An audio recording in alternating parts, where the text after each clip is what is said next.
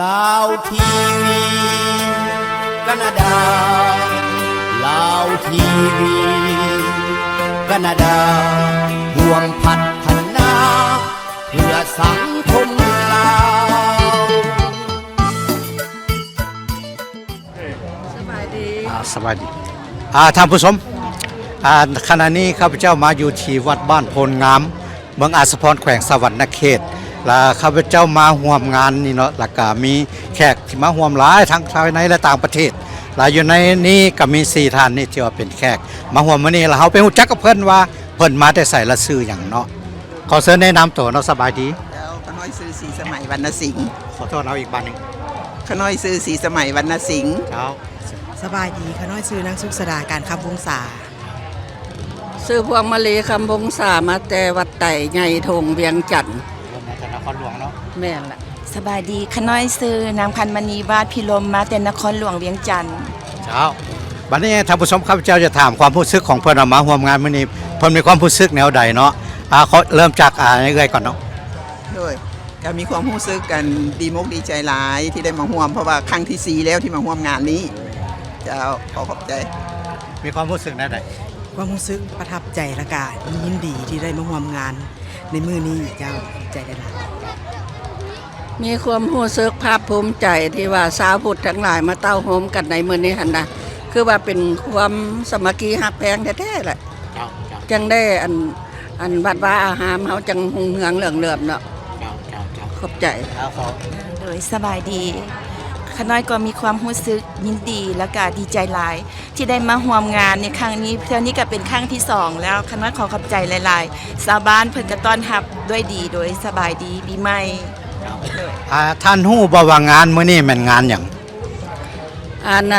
ตามที่ฮู้นี่มาบุญกระบองใหญ่แล้วเพิ่นเอา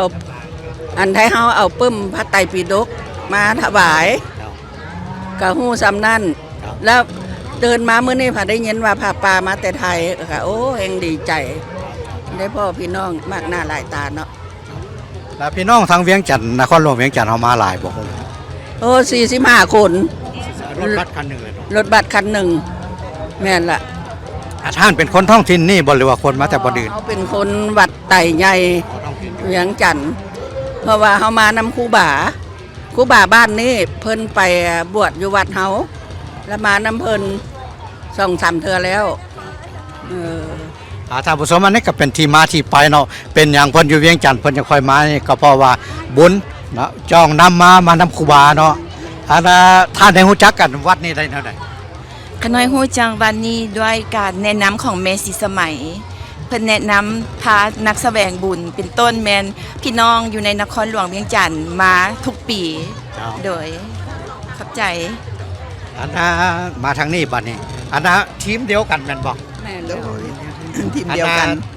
แม่นผู้ใดเป็นผู้ชักชวนให้มาวัดนี้ข้าพเจ้านี่มาในนามครอบครัวเพราะว่าครอบครัวนี่มีศรัทธาได้มาสร้างสิ่งตัวนี้เนาะเพราะว่าเพิ่นเป็นผู้ออกแบบตัวสิ่งตัวนี้แล้วก็มีอันไทยบ้านเพิ่นเน่เพิ่นก็ได้ระ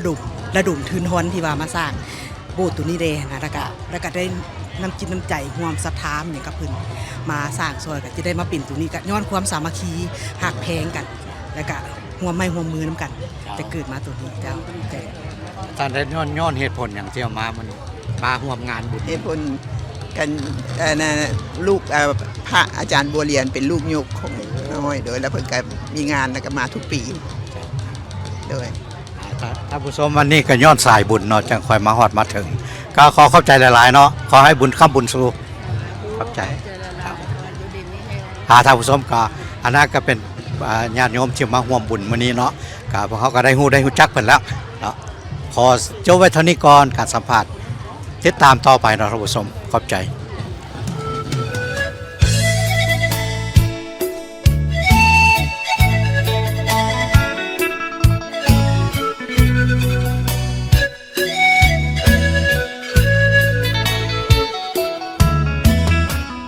เหมือนเหือล่องไปกลางสายทาลาวทีวีแคนาดากำเนิดเกิดมาด้วยศรัทธาใจด้วยความมุ่งมั่นบากบั่นให้ถึงจุดหมายที่ งานกลุ่มลุมสุมใส่ไก่หับใส่สังคมลุ่มดอนบางตอนอ่อนล้าลาวทีวีแคนาดาฟันฝ่าท่ามกลางคืนลมท้อแต่บ่ถอยหวังคอยคะแนนนิยมคำเห็นตำหนิติชมขอกราบก้มด้วยความยินดี นานนับปีลาวทีวี